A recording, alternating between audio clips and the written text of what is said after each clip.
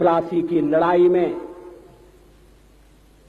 जितने लोग मैदान में लड़ रहे थे उससे ज्यादा लोग मैदान के बाहर खड़े होकर तमाशा देख रहे थे, लड़ाई का परिणाम सुनने की प्रतीक्षा कर रहे थे।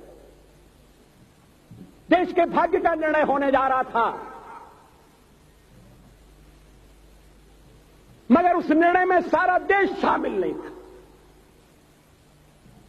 विदेश मंत्री के नाते मैं अफगानिस्तान गया था।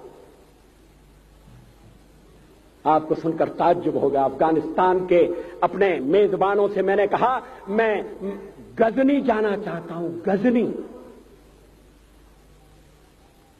पहले वो मेरी बात उनकी समझ में नहीं आई, कहने लगे गजनी तो कोई टूरिस्ट स्पॉट नहीं है, गजनी में कोई 5 स्टार होटल नहीं है, गजनी में आप जाकर क्या करेंगे, गजनी में आप जाकर क्या देखेंगे। मैं उन्हें पूरी बात नहीं बता सकता था। मेरे हृदय में कहीं गजनी कांटे की तरह से चुभ रहा है। जब से मैंने गजनी से आए एक लुटेरे की कथा पढ़ी है और किशोरावस्था में पढ़ी है, मैं देखना चाहता था वो गजनी कैसा है। आपको सुनकर ताज्जुब होगा, महमूद गजनी का अफगानिस्तान के इतिहास में कोई स्थान नहीं है।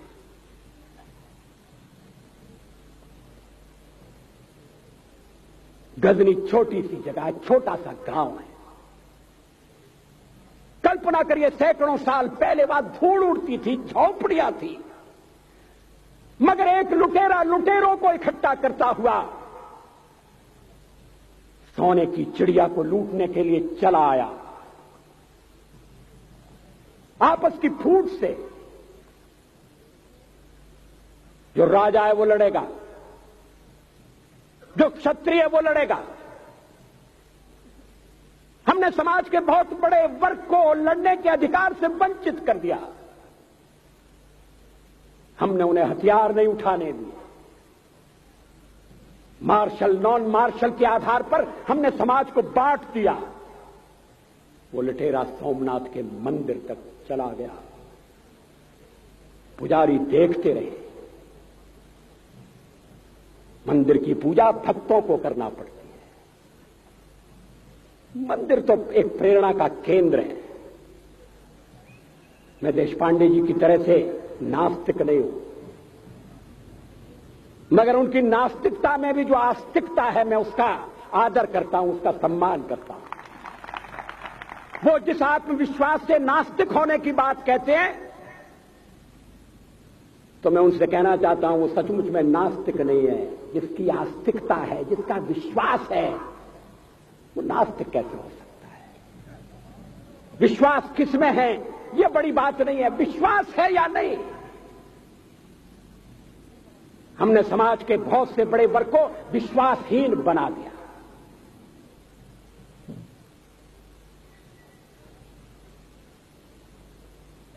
लोगों ने हथियार नहीं उठाए,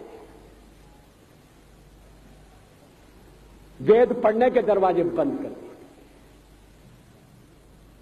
इसलिए हम पादाक्रांत हुए। अफगानिस्तान में मैंने एक बात और देखी। मुझे जिस होटल में ठहराया गया उसका नाम था कनिष्क। अफगानिस्तान एक मुस्लिम देश है। मुझे बड़ा ताज्जुब हुआ। मैंने कहा कनिष्क यहां कहां से आया? तो मेरे साथ अफगानिस्तान के विदेश मंत्री थे। मैंने कहा कनिष्क आपका कौन लगता है? कनिष्क से आपका क्या संबंध है? कहने लगे कनिष्क हमारा पूर्वज है, कनिष्क हमारा पुरखा है। He was one of our four father. मैंने कहा तब तो हमारे आपके पुरखे एक हैं। अफगानिस्तान के लोगों ने उपासना पद्धति बदली है, संस्कृति नहीं बदली। आज के भारत के परिवेश में यह सुनने के बाद थोड़ा विचित्र लगता है। हमारे यहां तो धर्मांतरण के साथ राष्ट्रांतरण होता है, ऐसा दृश्य दिखाई देता है। पड़ोसी देशों में ऐसा नहीं हुआ।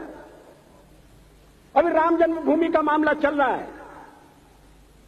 एक विदेशी आए, कहने लगे ये राम जन्मभूमि का क्या झगड़ा है। हमने कहा इस पर विवाद हो रहा है कि श्री राम कहां पैदा हुए थे, और जहां पैदा हुए थे वो स्थान उनके मंदिर के लिए प्रयुक्त किया जाए या न किया जाए। वो इंडोनेशिया से आए थे, वो मुसलमान है। कहने लगे हम तो समझते थे कि राम के लिए सारे भारत में आदर होगा, सम्मान होगा।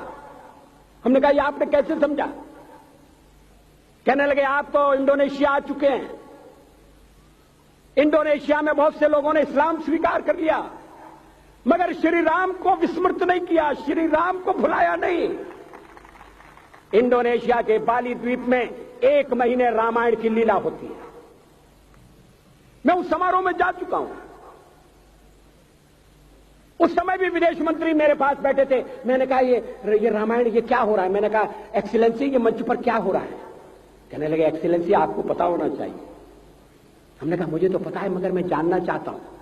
कहने लगे ये रामायण है, ये राम है, ये लक्ष्मण है, ये सीता है। हमने कहा इनसे आपका क्या संबंध है, आप तो मुसलमान हैं। कहने लगे हमारा संबंध बहुत पुराना है, हमारा तब का संबंध है जब हम मुसलमान नहीं हुए थे।